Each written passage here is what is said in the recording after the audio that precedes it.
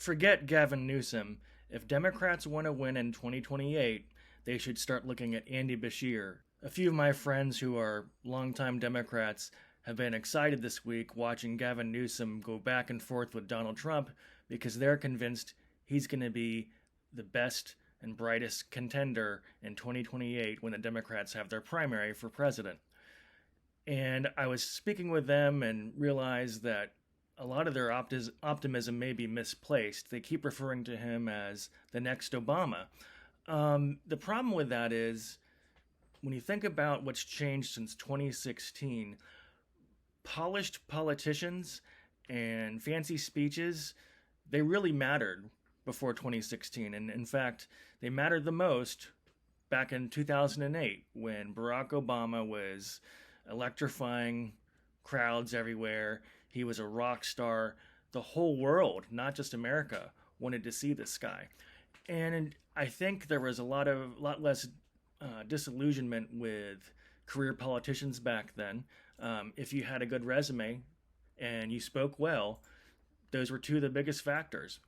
But this is 2025, and I'm going to go ahead and assume, let's say that the economy isn't terrible in 2028. It's right about where it is now, or a little bit better, or a little bit worse, but not full-blown recession, and not, perfectly running like a well-oiled machine.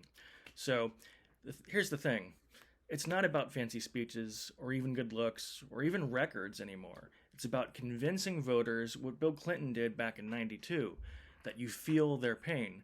Now, I know some of you are thinking, well, Donald Trump, he's a billionaire.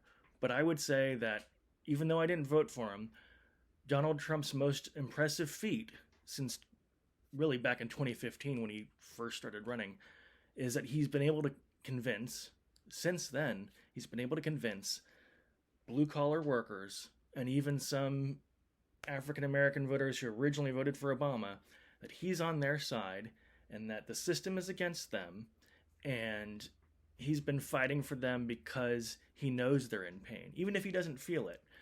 Now, when I watch Gavin Newsom, he's a good speaker, and he's passionate about the downtrodden and those who are less fortunate, and he talks a good game. But when you think about how much the luster has worn off Obama just since 2008, I would argue that his popularity really peaked around 2010. He got his butt kicked. Democrats got their butts kicked in that 2010 infamous Tea Party midterm. And, he didn't plummet to the low 30s or anything, but he's not the rock star that he once was. And, one thing about voters today is they'll look at a candidate and they know that passion does not equal authenticity. And that's really important with someone like Gavin Newsom. Let's say he goes up against J.D. Vance, okay?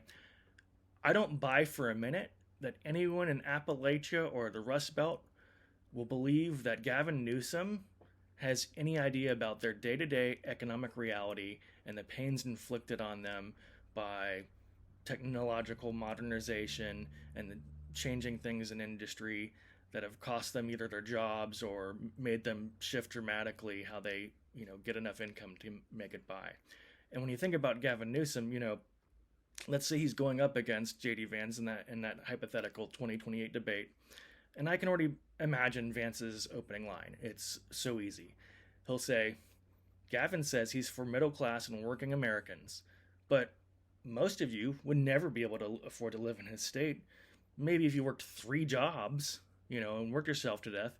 And that's why more residents have left that state than anywhere. So it doesn't matter what Newsom says about we're the world's 4th largest economy. Well, yeah, your state's, got far more residents than anywhere. And then it's not to say it's not impressive, okay? But Silicon Valley is not middle-class America. And middle-class America knows that, especially in these swing states in the Rust Belt and the South. North Carolina is getting more Republican. Their registration's gone up since the last election.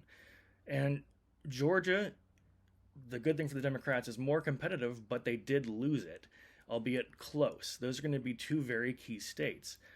Can you picture a bunch of right-leaning, center-right, because that's where this country is, independent voters believing Newsom feels their pain more than someone like J.D. Vance, his rags to riches story, the hillbilly elegy story that he actually wrote because he came from nothing and ended up at Yale, became a multimillionaire and a senator.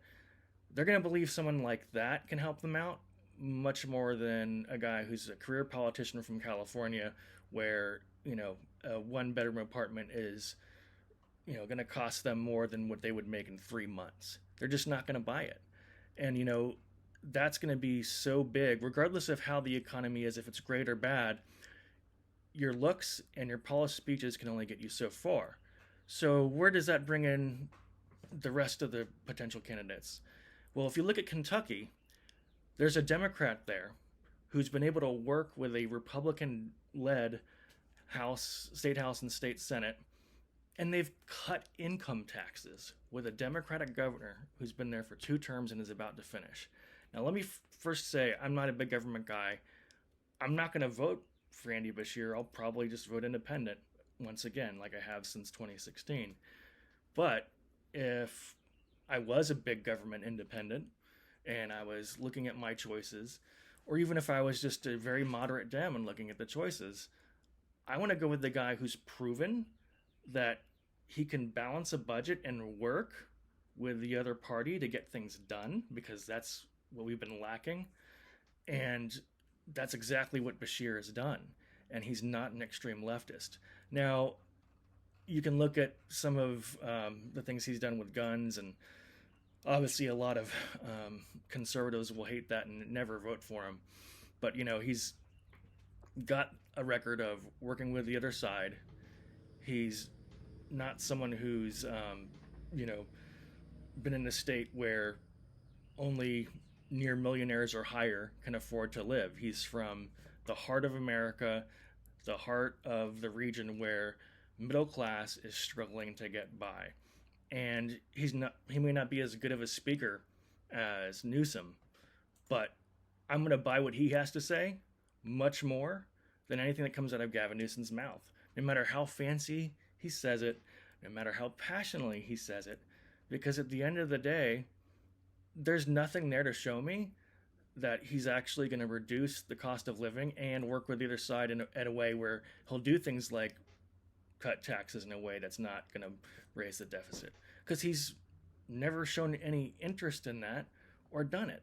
So if Democrats really want to win over the independents that they've lost since 2016, they've got to make a serious attempt to put someone up there who's proven that they can improve the quality of life for America's middle class and blue collar / working class. I hate that term working class because it implies that only people of a certain income level work, and that's a whole other topic for another day.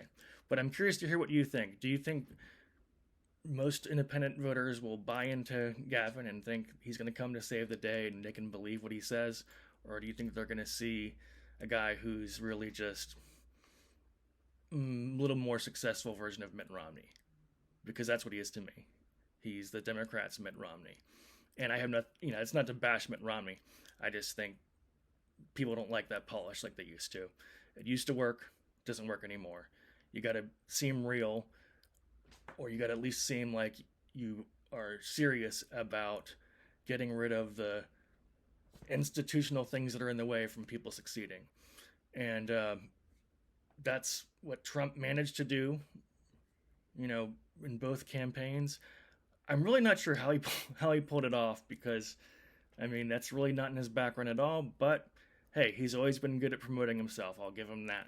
I'm curious to hear what you think, so feel free to comment, and definitely if you can subscribe, that would help me out a lot. As you can see, I'm not doing this to get rich. I'm just an average American like you, but the more I grow this channel, the better, and I truly appreciate each and every one of you who follow me. Thanks a lot. This is Matt O'Hearn with New South Politics, and I'll see you next time.